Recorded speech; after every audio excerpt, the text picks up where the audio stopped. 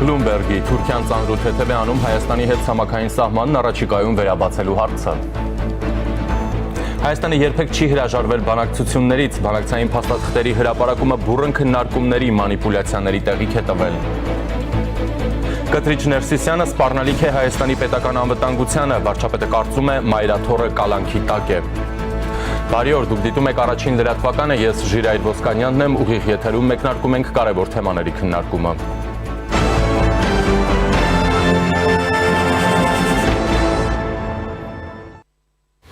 Եվ այսպես, Թուրքիան քննարկում է Հայաստանի հետ ցամաքային սահմանն առաջիկա 6 ամիսների ընթացքում վերաբացելու հարցը, այս մասին իր դիվանագիտական աղբյուրներին հղում անելով գրում է Bloomberg գործակալությունը։ Հիշեցնեմ, նախորդ շաբաթ Հայաստանի արտգործնախարարությունը հաղորդեց, որ Հայաստանի եւ Թուրքիայի համապատասխան գերատեսչությունների ներկայացուցիչները հանդիպել են սահմանի Ախուրիկ, Աքյաքա անցակետում եւ Գյումրիում։ Անցկացվել է Գյումրի-Կարս երկաթգծի վերականգնման եւ շահագործմանը ուղղված տեխնիկական քննարկումների երկրորդ փուլը։ Վարչապետ Նիկոլ Փաշինյանն էլ հոկտեմբերին էր հայտարարել, որ Թուրքիայի հետ Հայաստանի ծավալած դրական երկխոսությունը հույս է տալիս, որ առաջիկայում կարող ենք հայ-թուրքական սահմանի բացում ունենալ։ Ավելի վաղ Թուրքիայի արտաքին գործերի նախարար Հական Ֆիդանը հայտարարել էր, երբ Ադրբեջանը եւ Հայաստանը ստորագրեն վերջնական խաղաղության համաձայնագիր, Թուրքիան պատրաստ կլինի կարգավորել հարաբերությունները Հայաստանի հետ։ Եթե մենք այս պահին կարգավորենք հարաբերությունները, մենք կվերացնենք Հայաստանի համար Ադրբեջանի հետ խաղաղության համաձայնագիր ստորագրելու ամենամեծ պատճառը, հետևաբար մենք կարող ենք բախվել տարածաշրջանում սառեցված հակամարտության հնարավորությանը, մենք դա չենք ուզում, ասել է Ֆիդանը։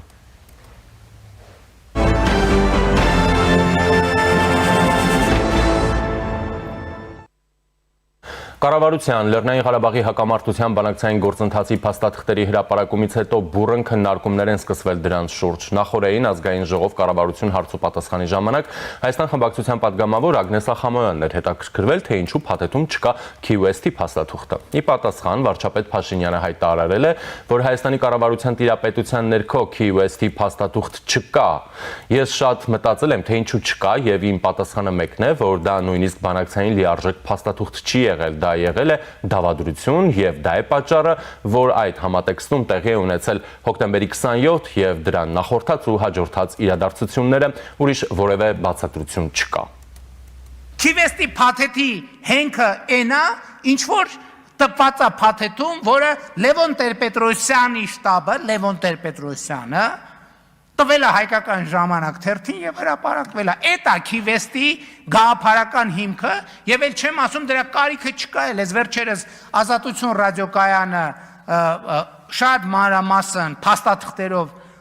ռեպորտաժ արեց եւ դրանով ամեն ինչ ասված է։ Այսինքն չկա թեմա այդտեղ ընդհանրապես։ Հիմա այդ որ ասում են բանա, հիմա բանավեճի չեմ էլ հրավիրում, որովհետեւ հրավիրեմ էլ ինչ Էլ ինչ խոսամ, էլ բանավիճելու բան չկա, թող կարդան, պատմեն, կարդան, պատմեն, կարդան, պատմեն։ Ինչ պետք է պատմեն, պատմելու բան չկա։ Ինչ վերաբերում է դրա բովանդակությանը, վարչապետը դիմեց ընդդիմությանը։ Հետընչեք Տեր-Պետրոսյանի հրապարակած թղթերին տենց կամարանքով վերաբերվում։ Դուք չէիք, որ 20 թվից հետո հավաքվել էիք եւ որոշում էիք ազգի փրկության միասնական պլան։ Ձեր գործընկերոջ մասին է խոսքը, գնացեք իրանից պարզաբանում ուզեք, թե ինչ թուղթ է, որտեղից է թուղթը։ Դա ճշգրիտ այդ դավադրության տեքստն է 100%-ով։ Եվ եթե դրանում չեք կասկած կա, վերջերս Միացյալ Նահանգների կողմից ֆինանսավորվող լրատվամիջոցը մանրամասն անձնական վկայություններով բերել է եւ ամբողջացրել է։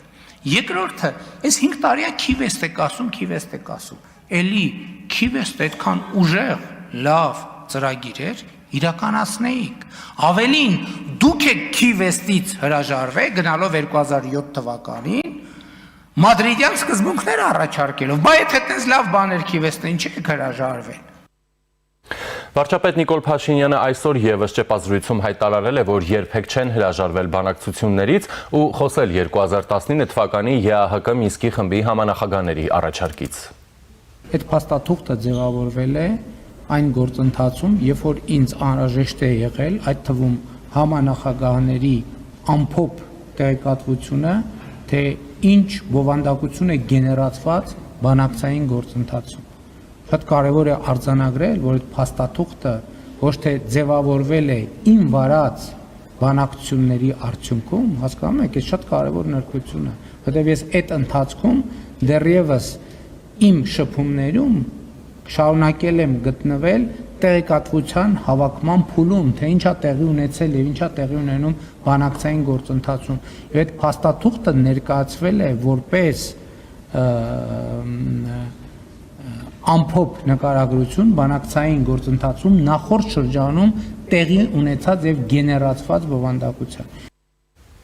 Իդեպ նշեմ, որ Հայաստանի անվտանգության խորհրդի քարտուղար Արմեն Գրիգորյանը դեկտեմբերի 5-ին աշխատանքային այցով մեկնելու է Կատարի պետության մայրաքաղաք Դոհա, որտեղ Դոհայի ֆորումի շրջանակում Ադրբեջանի նախագահի օգնական Հիկմեթ Հաջիևի հետ կմասնակցի Հայաստան-Ադրբեջան տևական խաղաղություն Վաշինգտոնյան համաձայնագիրը եւ համատեղ ապագան թեմայով պանելային քննարկմանը։ Եվ այժմ զրուցելու եմ քաղաքագետ Արմեն Վարդանյանի հետ։ Բարև ձեզ։ Պարոն Վարդանյան, եւ այսպես սկսենք Բլումբերգի տեղեկատվությունից, որ Թուրքիան դիտարկում է 6 ամսվա ընթացքում բացել Հայաստանի հետ վերաբացել Հայաստանի հետ ցամաքային սահմանը։ Ինչ ասել է 6 ամիս, որովհետեւ Թուրքիան ասում էր մինչեւ չստորագրվի խաղաղության համաձայնագիրը, սահմանը չի բացվելու, Ֆիդանը ասում էր, որ Հայաստանի համար կկորի ամենամեծ արժեքը այդ համաձայնագիրը ստորագրելու, այսինքն Թուրքիայի հետ սահմանի բացման հարցը։ Ինչ է սա ենթադրում, եթե հավատում ենք Բլումբերգի աղբյուրներին։ Իրականում ես կարծում եմ, այո, Թուրքիան լրջորեն դիտարկում է Հայաստան-Թուրքիա սահմանի բացումը, բայց պետք է հաշվի առնել մի շատ կարևոր հանգամանք, որ Հայաստան-Թուրքիա հարաբերություններում կա նաև երրորդ կողմ։ Ո՞վ է։ Ադրբեջանը, դա բոլորն գիտեն, եւ ես սիրում եմ ասել, որ այս դեպքում ավելի շատ պոչն է խաղացնում շանը, քան շունը պոչին։ Այսինքն Ադրբեջանն է պայմաններ դնում Թուրքիայի առաջ, ինչքան հեռու գնա նա Հայաստանի հետ հարաբերություններում, եւ դա մենք տեսել ենք նաեւ 2008 թվականի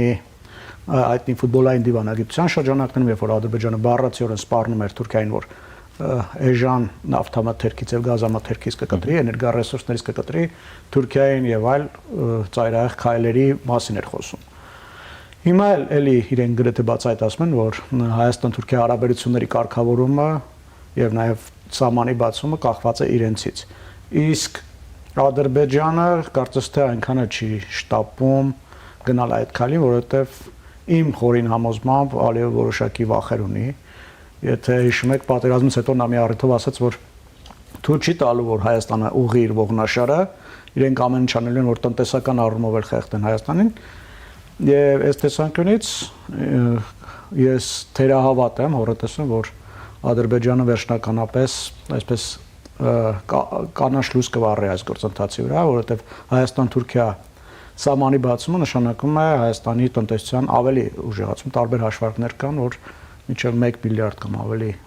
տարեկան Հայաստանը ֆինանսական օգուտ կունենա այդ սահմանի բացումից։ Այնպես որ կարծում եմ Թուրքիան կանի մի քայլ, եւս մեկ քայլ դեպի սահմանի բացումը, բայց վերջնական քայլը չի անի։ Կարծում եմ, որ դա կլինի սահմանը կբացվի երրորդ երկրների քաղաքացիների համար կամ դիվանագիտական անձնագիր ունեցող անձանց համար, բայց վերջնական բացում սահմանի այս պահին իմ համար գոնե չի ուրվագծվում։ Իսկ խաղաղության համաձայնագրից հետո հնարավոր է դա արդեն։ Այո, բայց ամբողջ խնդիրն այն է, որ Ադրբեջանը չի ուզում խաղաղության պայմանագրի ստորագրում, որովհետև այն նախապայմանը, որ ինքը առաջ է քաշում, դա բացարձակապես արհեստական օրակարգ է։ Հայաստանի Հանրապետության Սահմանադրության առաջի հոդվածը որևէ խոչընդոտ չէ խաղաղության պայմանագրի ստորագրման համար։ Եվ եթե այդ հոդվածն էլ հանվի, տեսականորեն եմ սա ասում իհարկե, գործնական դա ես չեմ պատկերացնում, ես կարծում եմ, որ այդ ժամանակ Ադրբեջանը մեկ ուրիշ պայման է բերելու օրակարգ, որպեսզի խուսափի խաղաղության պայմանագրի ստորագրումից։ Ինչու՞։ Էլի է գալիս ամեն մտքին, որ Ալիևը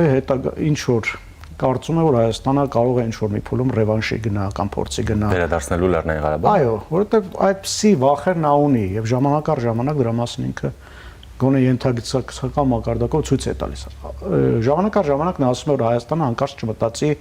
ռևանշի մասին։ Մենք ավելի հզոր ենք, ավելի ուժեղ ենք, մեր ռեսուրսները ավելի շատ են։ Այսպիսի հայտարարություններ ինքը ժամանակ առ ժամանակ անում է։ Եվ շատերի կարծիքով սա ներքին լսանին է ուղղված, ընդհանրապես ռետորաբանությամբ, բայց չի բացառում, որ դա նաև ցույց է տալի ենթագիտակցական մակարդակում նրա վախերը, որովհետև ինչքան մտածում ենք, բոլոր խոչընդոտները այլևս հաղթահարված են, ինչու՞ չի նա գնում խաղաղության պայմանագրի ստորագրմանը, երբ որ նա իր ուզածը ամբողջովին ստացել է, այլևս չկա որևէ խոչընդոտ այդ համաձայնագրի ստորագրման եւ վերջնական խաղաղության ամրագրման համար։ Եվ կարծում եմ պատճառներից մեկը հենց դա է։ Լավ, եթե վերադառնանք Թուրքիային, հա, հետաքրքիր է, որ այս տեղեկությունը նաև Bloomberg-ի կողմից հրապարակվում է, եթե չեմ սխալվում, Իրան-Թուրքիա շփումներից հետո արտգործնախարարների, չէ՞։ Այո, բայց ես չեմ կարծում դա է վճռորոշ գործոն։ Չէ, ես դա կապում եմ Ադրբեջանի հետ։ Իմիջայլոց Կարո Փայլյանն էլ վերջերս Հայաստանում էր եւ ինքն էլ այդ ինսայդերական ինֆորմացիային կարծես թե տիրապետում էր, ասում էր, որ առաջիկա մի քանի ամիսը վճռորոշելու է հարցում։ Եթե հիշում եք, կարծեմ ձեր մոտ էլ է այդպիսի հայտարարություն արել։ Այնպես որ կան, այո, այլ ազդակներ էլ կան, որ Թուրքիան լրջորեն դիտարկում է սահմանի բացումը, եթե ոչ ամբողջական, ապա գոնե երրորդ երկրների քաղաքացիների եւ դիվանագիտական անձնագիր ունեցող անձանց համար։ Իսկ ինչպես է օրինակ պատկերացնում իրավիճակը, եթե Ադրբեջանը մի, այսպես ասենք, մտածածին նախապայմանից հետո առաջ բերի մեկ այլ պայման, որպեսզի չստորագրի այդ խաղաղության համաձայնագիրը, այստեղ էլի Հայաստան-Թուրքիա սահմանային հարցերում առաջընթաց չի գրանցվելու, հա, այսինքն նկատի ունեմ նաեւ Թուրքիայի համար որքան կարող է հանդուրժելի լինել այդ իրավիճակը եւ նաեւ ներգրաված այլ աշխարհաքաղաքական կենտրոնների համար։ Տեսեք, ես այս թեմաներով շատ քննարկումներ եմ մասնակցել, այդ թվում նաեւ թուրք փորձագետների հետ, եւ իրենք ասում են Էրդողանը նժարի վրա է դնում երկու բան։ Ադրբեջանից ինքը ստանում է էժան էներգակիրներ։ Ադրբեջանը մոտ 20 միլիարդ դոլարի ներդրում է արել Թուրքիայի տնտեսության մեջ, այդ թվում նաեւ էներգետիկ ոլորտում։ Եվ բազմաթիվ զենք է գնում, եւ բազմաթիվ այլ տեղերից Ադրբեջանի շահ ունի։ Հայաստան-Թուրքիա առևտրաշրջանառությունը կարծեմ 200-300 միլիոն դոլար է, այդքան մեծ թիվ չի դա Թուրքիայի համար։ Իհարկե Թուրքիան կուզի, որ սահմանը բացվի, մանավանդ որ այս դեպքում իրենք ավելի շատ արտահանողի դեր են ունենալու, քան ներմուծողի, եւ թուրքական ապրանքները կհոսեն այստեղ, որովհետեւ Հայաստան-Թուրքիա այդ երկու ապրանքաշրջանառության մեջ Թուրքիան դրական մեծ բան ունի, բալանս ունի, այսպես ասեմ, եւ իրեն շահերից կբխի նաեւ որ նոր շուկա գրավեն, բայց երբ որ ստիպված են ընտրություն կատարել, իսկ Ադրբեջանը ակնհայտորեն նրան դնում է այդ ընտրության առաջ, հարցը կտրուկ է դնում կամ ես կամ Հայաստանը, նրանք պետք է ծանր ու թեթև անեն։ Մենք Ադրբեջանից ստանում ենք այսքան օգուտ, իսկ Հայաստանից այսքան օգուտ, իսկ այստեղ իհարկե արդեն պարիտետը լրջորեն գործում է եւ օգուտ Ադրբեջանի։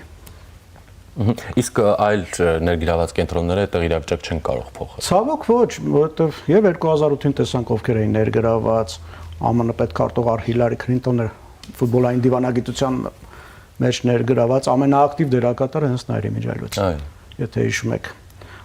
Դրանից հետո նաեւ հիմա էլ տեսնում ենք Թրամփի վարչակազմը, Եվրամիության երկրներն են բազմիցս փորձել ազդել Թուրքիայի վրա, բայց չի ազդում, ցավոք սրտի։ Իսկ Թրամփի վարչակազմի եւ խնդիրների կամ հարցերի լուծման իրենց մեթոդաբանությունը կամ մոտեցումները հաշվի առնելով եւս չեն կարող ազդեցություն ունենալ։ Հնարավոր, տեսականորեն հնարավոր է, բայց նախ առաջին հարցը արդյոք Թրամփի վարչակազմի համար դա շատ մեծ, այսպես գերակայություն է։ Միգուցե եթե շատ մեծ գերակայություն ունի, ինչ որ ձևերով փորձեն։ Իհարկե հիմա էլ փորձեր կան, բայց էլի ես չեմ նկատում այնպիսի մի մեծ ճնշում, որ Թուրքիան գնա դրան։ Շատ լավ, քանի որ Ադրբեջանի մասին եւս խոսեցինք եւ այստեղ կարծում եմ նաեւ կարող ենք անդրադառնալ հրապարակված բանակցային փաստաթղթերին, շատ խոսվեց այդ փաստաթղթերի բովանդակություն եւ այլն եւ ով որքան կարողանում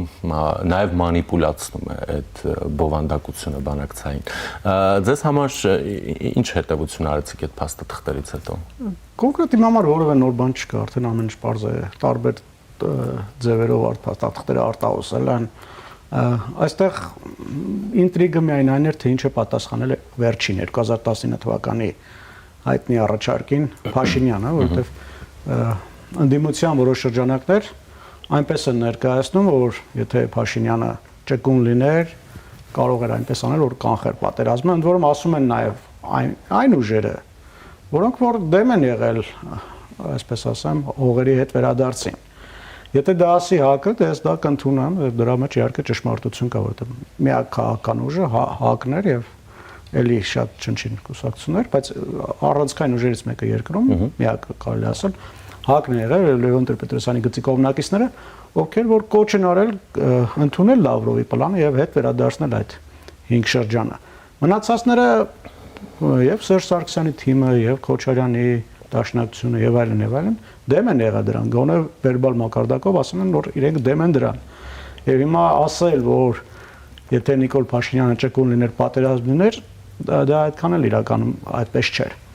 Իրականում ճշմարտությունը այդ արանքում է։ Փաշինյանը իմ կարծիքով, եթե մի քիչ ճկուն լիներ, կարող էր որոշ ժամանակ, այսպես ասեմ, հետաձգել պատերազմի սկսելը։ Եթե նա մարտավարություն էր ընտրել, որ չպետք է վերադարձնի, բայց չէր կարող դա հավերժ շարունակվեր, որովհետև Ալիևը շատ հստակ ասում էր նաև իր ռետորաբանության մեջ բազմիցս այդպիսի հայտարարություններ եղել են։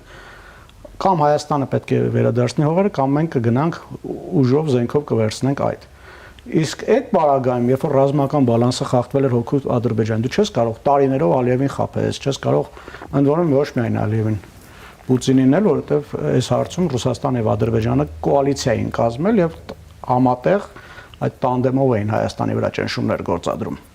Այնպես որ պատերազմը կանխելու երկու տարբերակ կար, ես սրա մասին բազմիցս ասել եմ, կամ չպետք է թույլ տրվեր ռազմական բալանսը այդպես կտրուկ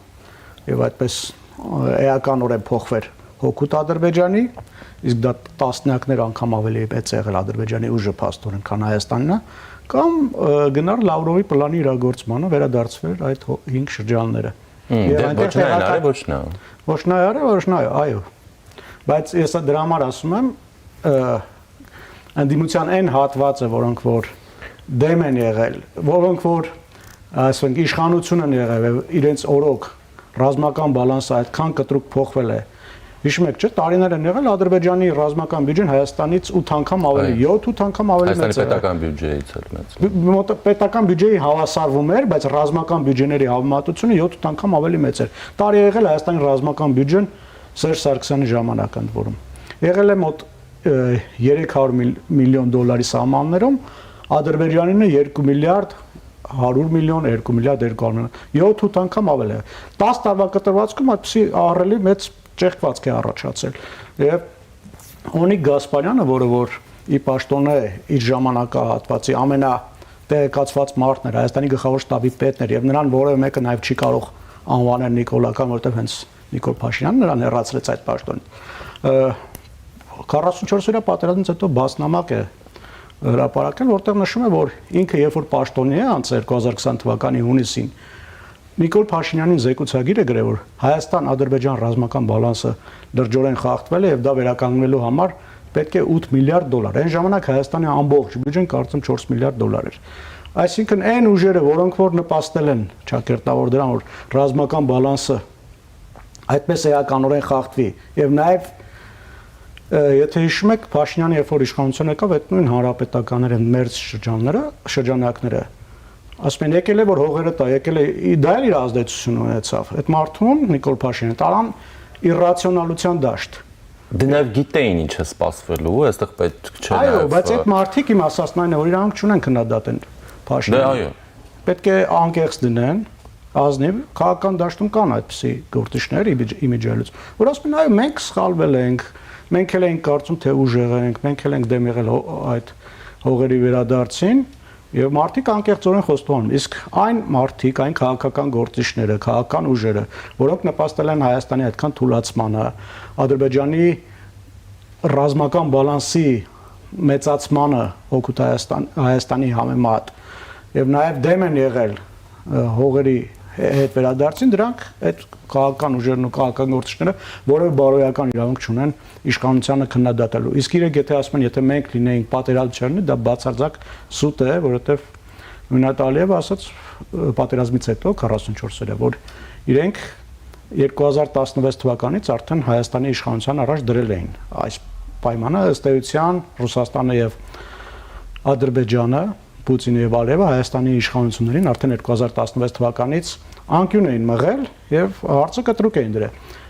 Այս առումով իմիջիալը շատ լավ էր, շատ կարեւոր էր Սերժ Սարգսյանի գրած նամակը Պուտինին, այո։ Սա միգուցե շատ ավելի կարեւոր է, քան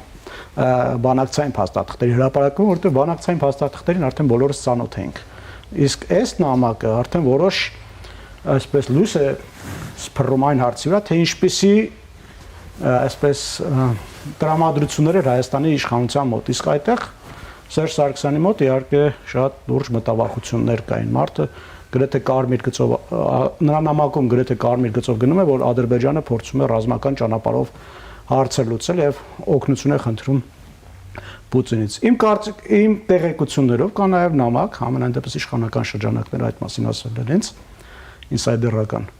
որ կա նաև նամակ 2016 թվականի աշնանը գրված, որտեղ որ Սերժ Սարգսյանը Պուտինից բողոքում է, որ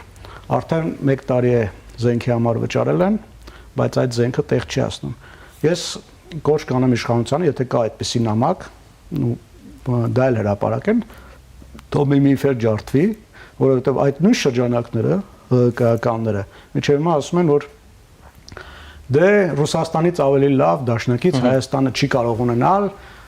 ասում են մեր ժամանակ ամեն ինչ լավ էր, հայ-ռուսական հարաբերությունները փայլումն էին, որևէ խնդիր չկան, հետո եկավ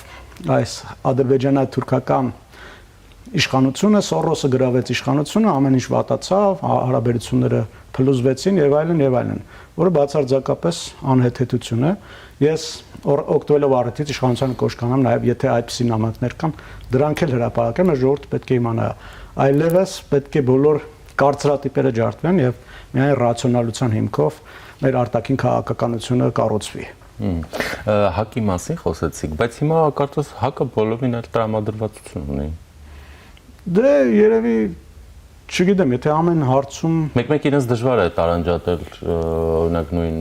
դաշնակներից կամ հանրապետականներից։ Դե երևի ինչ որ ձայներ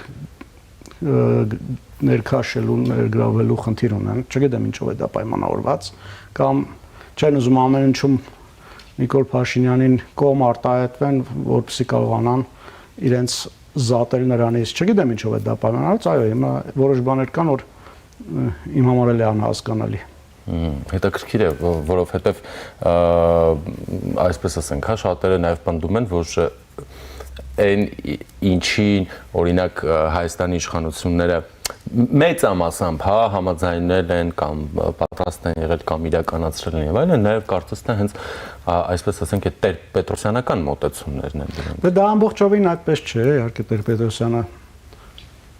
երբեք չի երազել, որ Արցախը ամբողջովին հայաթափվի, դրա հաշվին խաղաղության պայմանագիր ստորագրվի Ադրբեջանի հետ, եկեք անկեղծ դնենք, այն բոլոր ձեռքբերումները, որ ունեցել ենք, առաջին հերթին հենց Իրանձով է պայմանավորված, հետո նոր մյուսները։ Դա շատերը ասում են նաև այդ ձեռքբերման մսխումները Իրանձով է պայմանավորված։ Դա էլ կա, իհարկե, բայց այդ մարդու կյանքի բանը ջուրն է նետվել հիմա, ինչին ինձ որ պիտի օբյեկտիվ լինենք եւ չասենք, որ այս իրավիճակը ամբողջովին իրենց սրտով է։ Իհարկե, որևէ մեկի սրտով չէ, ոչ էլ Փաշինյանի սրտով է։ Որևէ մեկը չէր ուզի ամբողջ Արցախի հայաթափման, էթնիկ զտման արդյունքում ունենանք Ադրբեջանի հետ խաղաղության պայմանագիր։ Դա որևէ հայ մարդ չի երազել եւ բնականաբար դրանից գոհ չէ, այդ թվում նաեւ իշխանությունը։ Շատ լավ, այս հրապարակումները ինչ որ բան փոխում են մեր քաղաքական դաշտում։ Մեծ հաշվով ոչ, որովհետեւ այլևս որևէ նոր բան կարծես թե չկար, ով չգիտեր թե ինչ նույն անի կենտրոնը Թաթուլ Հակոբյանը այս փաստաթղթերը արդեն հրապարակել էր։ Մեր համար որևէ նոր բան ըստ էության չկար։ Իմ համար ասում եմ ամենակարևորը այդ փաստաթղթերի մեջ նամակն էր, այո։ Ես այդ հարցը տալիս եմ օրինակ 2026-ին սպասվող ընտրությունների համատեքստում։ Բոնկ չի լինի այս փաստաթղթերի հրապարակում, երբ Փաշինյանն էլ է դա հասկացել, հաշվարկել, դրա համար գնաց այդ քայլին։ Այնպես որ ասել որ այս փաստաթղթերի հրապարակումը կտրուկ փոխելու է նախընտրական տրամադրությունները, լրջորեն ազդելու է ընտրողների վարքագծի վրա, սխալ կլինի։ Որոշ բաներ իհարկե որոշ մարդկանց համար նորություն էր, բայց մեզ համար, փորձագետների համար եւ հանրության լայն շրջանակի համար այնքան են սրա մասին խոսել, արդեն որևէ նոր բան չկար։ Իսկ այստեղ ձեզ համար օրինակ նկատելի են ինչ որ հանցակազմեր։ Դե քրեական օրենսգրքի մեջ մտնող հանցակազմ չկա, բայց որ սխալ հաշվարկներ է եղել իշխանության կողմից, սա միանշանակ է։ Սխալը պետք է նաև բարձր գիտեք, ինչ կա մենք պետության եւ մեր ճակատագրերի հետ են գործ ունեցել, այդ մարդիկ չեն կարող ասել դե սխալ հաշվարկ է եղել կամ չգիտեմ։ Դե հիմա չգիտեմ, դա քրեական օրենսգրքի մեջ մտնում է տեղավորվում է, թե չէ, բայց ակնհայտ է որ Նիկոլ Փաշինյանը սխալ է արել, իհարկե, պետք է գնար, հիմա Իհարկե ամենահեշտ բանը հետին թվով վերլուծություններ անելն էր։ Հիմա ոչ թե վերլուծություն անել, այլ կարելի է ասել, բա որ սենց ներ սենց կամ յուրաքանչյուրի պատասխանատվությունը արձանագրել։ Իհարկե իր պատասխանատվությունը քաղաքական պատասխանատվություն է։ Չգիտեմ դա քրեականի մեջ մտնում է թե ոչ։ Ինքը ստանալով ունի գասպանի զեկույցը, որ այդքան լրջորեն խախտվել է ռազմական պլան, պետք է գնար բանակցել եւ այո նաեւ համաձայնվել այդ Լավրովի պլանին։ Այդ տարբերակ չկար։ Կամ պետք է ընդունել Լավրովի պլանը, կամ պետք է սկսել պատերազմ։ Իսկ իր տեղեկացությունը ինքը ունեցել է այդ ինֆորմացիան, մենք չենք ունեցել։ Մենք մեզ թվացել է մենք ռոպագանդայի զոհ ենք եղել Հայաստանի Հանրապետության քաղաքացիներ, այդ թվում ես եւ դուք։ Մենք մտածել ենք մեր բանակը այնքան ուժեղ է, մենք իհարկե իմացել ենք, որ Ադրբեջանը որոշակի առավելություն ունի, բայց օրինակ իմ մտքով երբեք չի անցել, որ 26 տարի պատերազմին պատրաստվող բանակը իրականում 26 օրը չի դիմացել։ Այդ պատերազմը սկսվել է սեպտեմբերի 27 թվականի 20 թվականի սեպտեմբերի 27-ին, հոկտեմբերի 19-ին Նիկոլ Փաշինյանը երբ որ քաղաքական ուժերի հետ հանդիպում է ունեցել, այնտեղ կարծեմ արդեն խոստովանել է, որ պատերազմն այլևս պարտված է, որովհետեւ հնարավորություն չկա փոխելու դրա ելքը։ Իսկ ինքը իմացել է, չէ՞, իրեն զեկուցել է գլխավոր շտաբի պետը։ Դրա համար ինքը պետք է գնար կոնկրետ քայլեր։ Այս մասով իհարկե Նիկոլ Փաշինյանն ուղղված բոլոր այդ մեղադրանքները ճիշտ են, ինքն էլ է հաստորեն արդեն ընդունում, բայց ցավոք սրտի արդեն հետին թվով եւ այսքան արհավիրքներից հետո։ Շնորհակալ։ Ես էլ եմ շնորհակալ։ Զրուցակիցս քաղաքագետ Արմեն Վարդանյանն էր։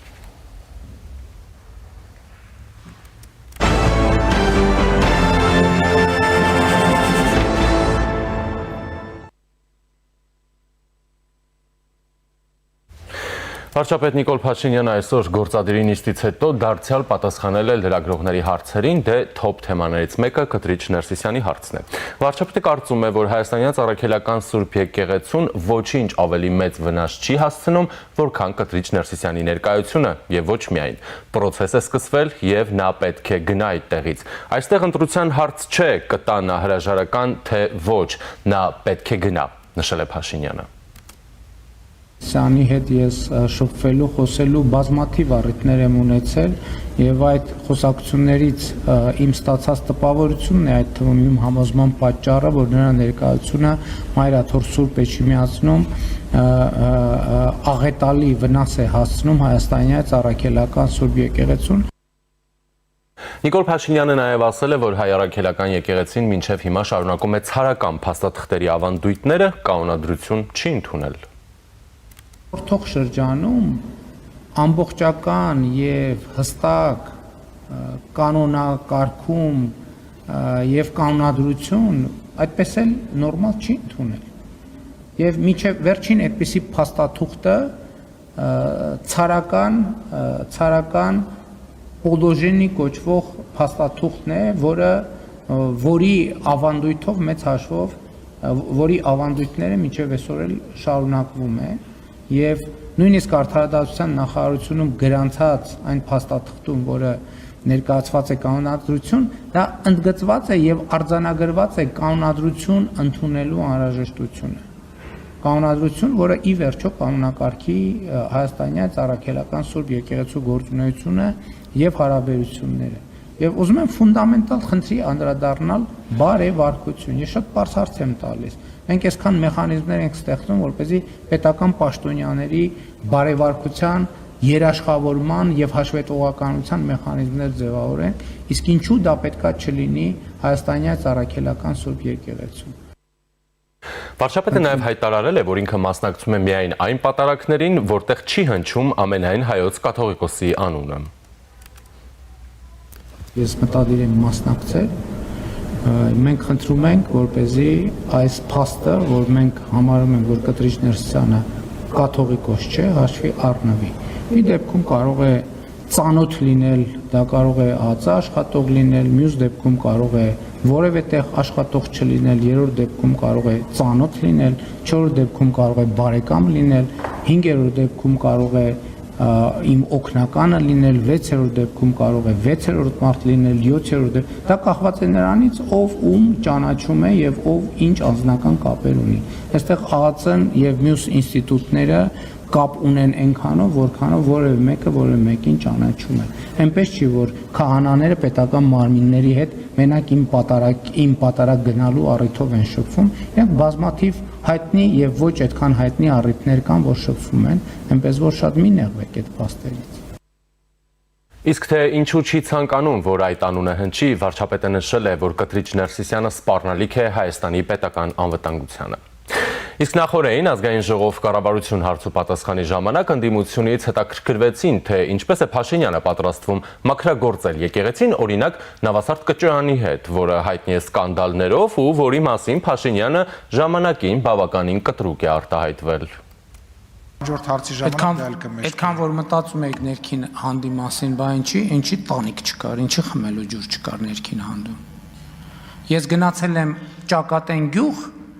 դուք ստեղծույց եք անում բանի համար, Կիրանցում տեղի ունեցող իրադարձությունների համար, ես կարծեմ մայիսներ թե հունիսներ, կամ չգիտեմ, վերջ է շրջանում, գնացել եմ Ճակատեն, Շիկահող, մարդիկ ասում են մեր մոտ երբ է այդ նույնը տեղի ունենալու, ինչ որ Կիրանցում տեղի ունենալու, երբ է տեղի ունենալու, սա ցույց է տալիս, որ դուք ընդհանրապես որևէ կապ չունեք։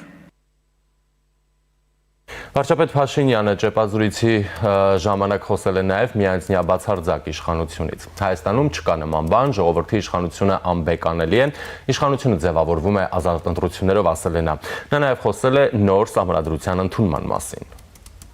Ինչ վերաբերվում է կառավարման համակարգի հետագա բարելավումներին, դուք տեղյակ եք, որ մենք պլանավորում ենք նոր սահմանադրություն առաջարկել Հայաստանի Հանրապետության ժողովրդին եւ ժողովուրդը հնարավորություն կունենա որոշում կայացնել։ Իհարկե ես արդեն առիթ ունեցել եմ ասելու, որ նոր սահմանադրությունը ընդունելիս շատ կարևոր է հաշվի առնել եւ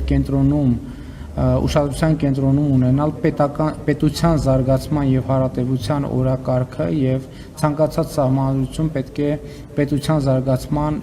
զարգացման համար պատշաճ պայմանական ասած այրոդինամիկա ապահովի եւ դա պետք է տեղի ունենա։ Հայաստանում չկա անձնիշխանություն, Հայաստանում կա ժողովրդի իշխանություն եւ ժողովրդի իշխանությունը անկասելի է եւ անբեկանելի եւ անքննելի է, մնացած ամեն ինչը պետք է տեղավորել այդ համատեքստում։ Եվ այժմ կզրուցեմ ազգային ժողովի քաղաքացիական պայմանագիր խմբակցության պատգամավոր Հարփի Դավոյանի հետ։ Ողջույն Տիկին Դավոյան, շնորհակալություն միանալու համար։ Բարև ձեզ, ես եմ շնորհակալ հրավերի համար։ Տիկին Դավոյան, սկսենք նրանից, որ նաև մի քանի տասնյակ, երկու տասնյակից փոքր-ինչ ավելի եպիսկոպոսներ հայտարարություն տարածեցին ու արքեպիսկոպոսներ, ովքեր սատարում են իրենց բառերով ասած ամենայն հայոց կաթողիկոսին, անընդունելի են էլի համարում ես տեղի ունեցողը եւ այլն, վարչապետը այսօր էլի խոսում է, որ Կտրիչ Ներսիսյանը պետք է հեռանա, դա Հայաստանի ազգային անվտանգության հարց է եւ այլն։ Իդեպ շատ հետաքրքիր բան էր ասում նախորդին խորհրդանում, որ ինքը չի ուզում, որ Հայաստանի կաթողիկոսը ենթարկվի օտարերկրյա ինչ-որ հատուկ ծառայության ավագ լեյտենանտի ու նման բաների, իդեպ այսօր եւս կրկնել է դա ճեպազրույցի ժամանակ։ Մենք օրինակ տեղեկություններ ունենք, որ Առաքելական եկեղեցու Ռուսաստանի եւ Նոր Նախիջևանի թեմի առաջնորդ կաթողիկոսի եղբայր Եզրաս Ներսիսյանը գումար է ուղարկում Հայաստան, այն բաժանելով հոգեվորականների շրջանում, որպեսզի նրանք հոգեվոր համայնքի շրջանում ստորագրահավաք իրականացնեն ընդդեմ այն եպիսկոպոսների, ովքեր հանդիպել են վարչապետին, հա։ Օրինակ, երբ մենք խոսում ենք այս հարցերի մասին եւ այդտեղ խոսում գործակալների եւ ազգային անվտանգության մասին, ես իհարկե շատ կզարմանամ, որ իրապահ համակարգը չտիրապետի այսպիսի մանրամասների։ Շատ հետաքրքիր տեղեկատվություն ասացիքին, դուք հենց նոր այդ Եզրասի հետ կապված, գումարների հետ կապված, զարմանալի է երևի թվում, որ այլևս ոչ մի բան զարմանալի չէ, հատկապես այդ ընտանիքի հետ կապված։ Սկսեմ նրանից, որ բացաստիճան հոգևորականները հայտարարություն են տարածել, այդ հայտարարության վերաբերյալ եմ ուզում խոսել։ Ես կարծում եմ շատ ողջունելի է այդ հայտարարությունը, ողջունելի է բացաստիճան հոգևորականների անհանգստությունը եկեղեցու ներսում տիրող իրավիճակի հետ կապված եւ ես վստահ եի, որ կգտնվեն մարդիկ, որոնք իրենց մտահոգությունը կհայտնեին եւ որտեղ իրենք մեծից ավելի լավ են տեսնում, թե ինչ է կատարվում եւ գուցե տարիներ շարունակ սպասել են այսօրվան, որ վերջապես մի օր կարողանան իրենց խոսքը արտահայտել, առավել եւս որ իրենց հայտարարությունը սկսվում էր 99 թվականի ակնարկանելով, այսինքն որ ամենից սխալ է գնացել դեռևս 1999 թվականից հոկտեմբերի 27-ից, երբ վերնադրվել է որպես կաթողիկոս Կտիժ Ներսիսյանը, եւ կարծում եմ, որ ես նույնպես ողջունում եմ նրանց հայտարարությունը եւ վստահ եմ, որ այդ հայտարարությանը կհետևեն նաեւ այն հայտարարություններ, նրանց շատ հոգեվորականներ կմիանան, վերջապես այդ մթնոլորտը կցրվի Էջմիածնի տիրող, մայրաթորում տիրող եւ այդ կապանքներից կազատվի եկեղեցին, այդ կրիմինալ եւ օտարերկրյա գործակալական ցանց հանդիսացող կազմակերպության նմանվող այս չգիտեմ ինչպես կարող եմ անվանել, այո, բազմաթիվ փաստեր, բազմաթիվ հիշողություններ կան, եթե մենք կարդանք օտարերկրյա գործակալական ցանց լինելու մասին եկեղեցին եւ որը շատ անհանգստացնող է, իսկ ինչ վերաբերում է եզրաստի բացացած խնդրին, ես կարծում եմ դրանով պիտի զբաղվեն իրավապահ մարմինները, որովհետև դա կոնկրետ շատ լուրջ մեղադրանք է, որ գումար է ուղարկում, որ մարդիկ ստորագրեն, հա, ստորագրահավաքանեն։ Դե այդպիսի տեղեկություններ են շրջանառվում, որոնք հասել են նաև մեզ, դրա համար է հետաքրքրվում իրավապահ համակարգի գործողությունների մասով, ու նաև օրինակ տեսեք, եթե մենք խոսում ենք կրիմինալ վարք ու բարքի մասին, հնարավոր գործակալական կապերի կամ ազդեցության գործակալներ լինելու մասին։ Լավ, եկեք անկեղծ խոսենք, հա, մենք երեք չենք ծնվել եւ այս հանրությունը մինչեւ այս process-ներն շատ լավ այդ ամեն ինչի մասին միշտ խոսել է եւ ընդհանուր նաեւ դրանով է պայմանավորված եղել, որ մեր եկեղեցու այս կամ այն բարձրաստիճան հոգեվորական, այդ թվում եւ Կտրիչ Ներսիսյանը երբեւե գովեստի խոսքերի են արժանացել կամ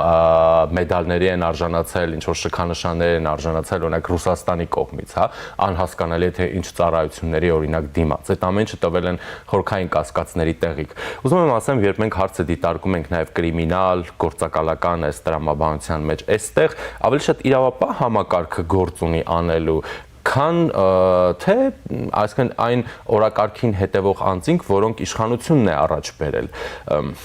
որովհետև էլի փոքր-ինչ հակասական իրավիճակ է ստեղծվում, հա, այսինքն եթե հիմա օրինակ Կտրիչ Ներսիսյանը այդպես իրենց բառերով ասած որոշում է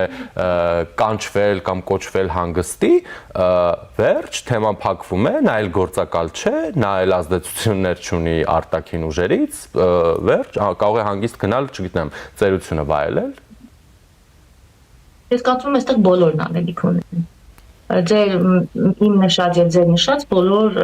մարդիկ, բոլոր կառույցներն անելիք ունեն եւ իրավապահներն անելիք ունեն եւ բոլորն անելիք ունեն, որովհետեւ ինչպես դուք եք ասում, այո, եթե նա հեռանա եւ գնա տանը առողջ նստի թոշակը վայելի, այդպես էլ արդար չի լինի։ Եվ նորից ուզում եմ անդրադառնալ ձեր բացացած հարցին, ես մի քանի անգամ խոսել եմ այդ մասին, հիմա էլ եմ ուզում խոսել։ Ես ուզում եմ մեր հոգեվորականները, այն, որոնք պաշտպանում են Կտրիչին, այդ արշակները եւ այլոք, մի հատ գնահատական տան, ասեն ինչու համար է Եզրասը եւ Կտրիչը, ինչի համար են մեդալներ ստանում օտարերկրյա նախագահից, որը մեկին չի անհանգստացնում, դա։ Բայց բոլորին անհանգստացնում է, որ դա բացաստիճան հոգեվորականները, եպիսկոպոսները հանդիպել են Հայաստանի Հանրապետության վարչապետի հետ։ Դա ինչ բան է։ Ինքն Հայաստանի Հանրապետության վարչապետի հետ հանդիպելը դա իրենց նկարագրությամբ մի ամոթալի երևույթ է, բայց գնալ, մեդալ ստանալ, ինչ որ եւ այդ մեդալով հպարտանալը դա նորմալ երևույթ է։ Սպասված հայտարարք իրավիճակ է եւ սա նրա մասին է, որ այո, որ եպիսկոպոսը, որ հոգեվորականը հակաիշխանական է, սուրբ միանալի անձնավորություն է, իսկ ով հակաիշխանական չէ, ուղղակի իր գործն է կատարում, այդ մարդուն պետք է դատապետեն, դատապարտեն, քարկոծեն, ինչ ասեն, լրատվամիջոցներով խոսեն, ընդդիմադիրները խոսեն, հոգեվորականները խոսեն, անիծեն, կարգալույծ անեն, իրենց ձեռքի բոլոր գործիքականն ուղարկեն։ ցույց է տալիս նաև այն բարքերի մասին, ինչը եղել է տարիներ շարունակ եւ Հայաստանի Հանրապետությունում եւ նույն մայրաթորում եւ հիմա էլ նրանք ամեն ձևով ատամներով այսպես ուզում են պաշտպանել իրենց իշխանությունը եւ որևէ կերպ չընկրկեն ու այդ ատելության պատճառն իրոք չեմ հասկանում իշխանությունների նկատմամբ չգիտեմ ոնց նկարագրեմ այդ ատելության մասշտաբները, որ կտրիճը եւ նրա մերձավորները տածում են։ Ես ուղղակի չեմ հասկանում, նաեւ դրա պատճառներն ուզում եմ հասկանալ, որովհետեւ դուք ձեր գործն եք անում, մեկ մեր գործն ենք անում, դուք ինչի պիտի մեզ ատեք եւ մեզ այդպես տարապեք մեզ հեռացնելու մոլուցքով։ Ես ուզում եմ այդ հասկանալ, որ մեկը ինձ կբացատրի իրենցից, կպատասխանի հոդաբաշխ, թե ինչու է նման ատելություն գեներացվել եկեղեցում հոգևորականների շրջանում իշխանությունների նկատմամբ։ Եկենք փորձենք այդ հարցի պատասխանը գտնել փոքր-ինչ ավելի լայն համատեքստում, երբ դուք նշում եք, որ ով ընդդիմադիր է եւ այլն, հա, այսպես ասենք, իրենց շրջանակից է ուրեմն իրենց համար ընդունելի է։ Այստեղ կարծում եմ պետք է տարանջատում մտցնենք, որովհետեւ իրենց պարագայում ընդդիմություն ասելու համար մենք պետք է առանձնացնենք, թե ընդդիմությունը ինչպիսի նախապատվություն ունի, որովհետև երբ մենք տեսնում ենք, որ եկեղեցին արձագանքում է օրինակ Բալթյան թեմի առաջնորդի հայտարարությանը կամ ցանկությանը ամիսներ առաջ, որ ողջունում են խաղաղության օրակարգը Հայաստանի, ողջունում են Հայաստանի եվրաինտեգրման ճանապարհը, դա արժանանում է կտրուկ հակազդեցության մայրաթոռից։ Մայր աթոռից եւ մայր աթոռի պատկերացրած ընդդիմադիր շրջանակները հենց հակառակորդն են Հայաստանի արտաքին քաղաքականության ներկայիս եթե չասեմ ընդգծված արևմտյան, ապա բալանսավորման, հա, այսպես ասենք, բայց կողմնակից են հենց Ռուսաստանի հետ ավելի խորը հարաբերությունների տրամաբանության մեջ։ Այստեղ նկատի ունեմ իշխանությանը ընդդիմադիր ասվածը, այս դեպքում եւս պետք է փոքր-ինչ շերտավորել, որովհետև իշխանությանը ոչ բոլոր ընդդիմադիրներն են ուզում Հայաստանի եւ Ռուսաստանի ավելի խորը հարաբերություններ, ինչպես ուզում է եկեղեցու վերնախավը, նրանց աջակից ընդդիմադիր քաղաքական դերակատարները, այդ թվում կամ ձեր խորհրդանական գործընկերների գլխավորությամբ։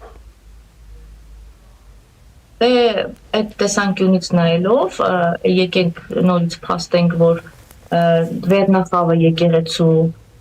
բավականին սերտ կապեր ունի հատուկ ծառայությունների հետ Ռուսաստանի եւ դրա համար գուցե իրենք ամեն ձևով խոչընդոտ են ուզում հանդիսանալ Հայաստանի Հանրապետության բալանսավորված արտաքին քաղաքականությանը, որովհետև նրանք ամբողջովին իրենց քիթը խոթել են քաղաքական դաշտ եւ քաղաքական հարցեր են քննարկում, իրենց եկեղեցական այդ ժողովների հայտարարություններն են ամբողջովին քաղաքական եւ քննադատեցին Բալթյան երկրների առաջնորդին, ով ողջունել է խաղաղության օրակարգը եւ այսինքն երբ խաղաղության օրակարգը ողջունով հոգեվորականին դատապարտում են Հայաստանի Հանրապետությունում ծառայություն մատուցող հոգեվորականները, ճակերտավոր ծառայություն մատուցող հոգեվորական ծառայություն մատուցող հոգեվորականները, ապա ընդհանրապես պիտի մի բան հասկանալ, որը որքան էլ որ դուրս չգա եկեղեցականներին, հոգեվորականներին եւ շատ շրջանակներին, եկեղեցին շարունակում է մնալ իր այն դիրքորոշման մեջ դարեր շարունակ եկած, որ իրեն ավելի հարմարավետ է այն երկրում, որտեղ չկա պետականություն։ Ես նորից որքան որ ուսումնասիրում եմ մեր եկեղեցու պատմությունը եւ շատ ու շատ գրականություն եմ կարդում ուսումնասիրում, իրենք շատ ավելի հարմար են իրենց զգացել այն ժամանակներում, երբ մենք պետականությունից զուրկ ենք եղել եւ Հայաստանի Հանրապետության եւ Հայաստանում հայ ժողովրդի պետականության պահպանման հիմքերը իրենց ձեռքում է եղել, այսպես ասած, եւ իրենք են եղել միակը։ Եվ երբ այլևս իրենք չեն կարող լինել միակը եւ իրենք պիտի լինեն իրենց տեղում, իրենց հատկացված տեղում, այսպես ասած, եւ զբաղվեն հոգեվոր կյանքով, հոգեվոր գործունեությամբ, այդ մարդիկ արդեն իրենց հարմարավետ չեն զգում եւ պիտի ամեն ձևով փորձեն իրենց կարծիքը փաթաթել եւ խարխլել պետականության հիմքերը, որովհետեւ եկեղեցու վերնախավը պահանջում է իշխանության հրաժարականը, դա պետականության հիմքերի խարխլման մասին։ Ես այլ կերպ չեմ կարողանում դա որակել կամ որևէ այլ գնահատական տալ։ Այս հոգևորականները, կտիճը, արշակը եւ այլոք, ովքեր նրանց սատարում են, նրանք որևէ կերպ առաջնություն չունեն Հայաստանի Հանրապետության պետականության հետ եւ չեն էլ ուզում ունենալ։ Նրանք չեն ուզում ունենալ անկախ եւ ինքնիշխան Հայաստանի Հանրապետություն։ Ես միայն այդպես եմ տեսնում այս հարցը, ամբողջ լայն սպեկտրով ես այդպես եմ կարողանում տեսնել։ Տիկին Դավոյան, դուք նաև շատ հաճախ նշում եք, որ առաջ բերելով որպես անձնապես ձեզ նկատի չունեմ, էլի ձեր թիմի ներկայացուցիչներին հավաքական իմաստով։ Առաջ բերելով հարցը որպես եկեղեցու հետևորդ, նաև շատ հաճախ նշվում է, որ այո, այդ բայնորոգման օրակարգը եկեղեցու ներսում եւս պիտի եկեղեցու ներսից եւս պետք է գա եւ հենց ներսում եկեղեցականները նաև պիտի շահագրգռված լինեն բարենորոգմանը։ Մենք տեսանք 10 կամ փոքր ավել եպիսկոպոսների, arczepiskopոսների այդ հարցում շահագրգռվածությունը, հա։ Բայց այսպիսի մի հարց, ինչպես եք պատկերացնում, եթե համարենք, որ գործընթացը նաև ներսից է ծավալվում, եթե այն օրինակ եպիսկոպոսատ ժողովի սպասվող ամսի 10-ից 12-ը ընթացքում տապալվի,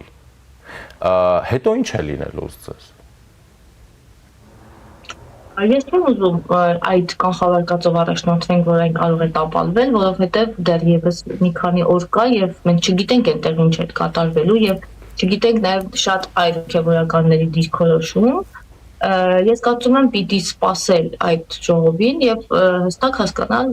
եպիսկոպոսների եւ arczepiskopոսների դիրքորոշմանը եւ նաեւ ես չգիտեմ էլ թե ինչ օրակարգով է հրավիրված այս եպիսկոպոսատ ժողովը, օրակարգը որն է, ես կարծում եմ այս վերջին իրադարձություններն են, բայց իրենք ներսից շատ ավելի լավ գիտեն, թե ներսում ինչ է կատարվում։ Ես էլի մանրամասներ ձեզ հայտնեմ, մեր հավաստի տեղեկությունների համաձայն եպիսկոպոսատ ժողովի օրակարգում լինելու է վարչապետի հետ հանդիպած arczepiskopոսների, եպիսկոպոսների պատժի հարցը։ Ես կարծում եմ դա նաև առիթ կհանդիսանա, որպեսզի մարդիկ այլ հոգևորականներ, այսինքն ավելի իրենց խոսքը ասեն, նաև իրենց վերաբերմունքը արտահայտեն այս որոշումների վերաբերյալ, որոնք որ նրանք ցանկանում են ընդունել։ Ես չգիտեմ այնտեղ ինչ ձայների հարաբերակցությամբ, այդ քանի հոգի է մասնակցում, եւ կարծում եմ այս 10 բացաստիճան հոգևորականները իրենք էլ իրենց ասելիքը կունենան վստահաբար եւ իրենց ասելիքը, եթե նրանք եկել են հանդիպել են վարչապետի հետ, եթե նրանք հայտարարություն են տարածել, ապա նրանք հստակ ասելիք ունեն, վստահաբար ասելիք ունեն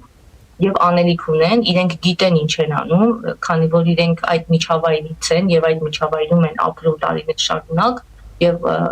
իրենց գործունեությունը ծավալում։ Ես կարծում եմ, որ այնպես չի լինի, որ դա զուտին ենթադրությունն է, միայն այդպես հեշտ գալու են, պատժելու են եւ գնալու են։ Չեմ կարծում, որ այդպես հեշտ է լինելու, որովհետեւ վստահաբար այս հոգեվորականները իրենց խոսքը եւ ասելիքը կունենան եւ մենք կհետևենք իրադարձություններին, թե ինչպես կծավալվեն մայրաթորում այդ գործողությունները եւ Կտիչ Նասիսյանը իմ կարծիքով հասկանում է, որ շատ քիչ է մնացել եւ ինքը այդպիսի մեծ աջակցություն չունի, ինչպիսին ենթադրում էր, առավել եւս ժողովրդի շրջանում աջակցություն չունի ընդհանրապես, պիտի հասկանա եւ շատ զգույշ լինի, որովհետեւ համենայն դեպս ինքը շատ լուրջ, այսպես ասած, գործ է ձեռնարկել, եթե փորձ է անում այս հոգեվորականներին կարգապահական, հա, դուրս ինչ-որ մի սանկցիա կիրառել, չգիտեմ եկեղեցական լեզվով ինչպես է ասվում ճիշտ է, եթե ներողություն եմ խնդրում եւ կարծում եմ պիտի որ հաշվարկի քայլերը, շատ լուրջ հաշվարկի, որտեղ ինքը միևնույն հեռանալու է եւ ինքը այլևս անելիք չունի։ Սա իր վերջին իմ կարծիքով իր վերջին գործիքակազմի ուզում օգտագործել, որպեսզի ցույց տա, որ ինքը դեռևս կա եւ իշխանություն դեռևս ունի դերում։ Շնորհակալ եմ զրույցի համար։ Ես եմ շնորհակալ։ Զրուցակիցս ազգային ժողովի քաղաքացիական պայմանագիր խմբակցության պատգամավոր Արփի Դավոյանն էր։ Այժմի համար այսքանը, ես Ժիրայր Ոսկանյանն եմ, մնացեք Առաջինի հետ։